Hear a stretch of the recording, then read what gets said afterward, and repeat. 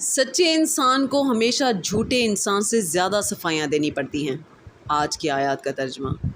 پناہ مانگتی ہوں اللہ کی شیطان مردود سے۔ شروع اللہ کا نام لے کر جو بڑا مہربان نہایت رحم والا ہے۔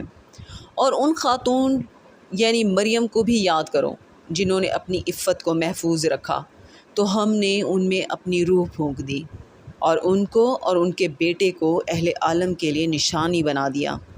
لوگو، یہ تمہاری جماعت ایک ہی جماعت ہے اور میں تمہارا پروردگار ہوں، تو میری ہی عبادت کیا کرو۔ اور لوگ اپنے معاملے میں باہم متفرق ہو گئے، مگر آخر سب ہماری طرف رجوع کرنے والے ہیں۔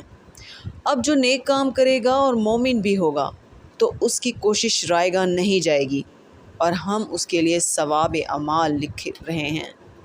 اور جس بستی والوں کو ہم نے ہلاک کر دیا محال ہے کہ رجوع کریں، وہ واپس نہیں آئیں گے۔ صدق اللہ العظیم۔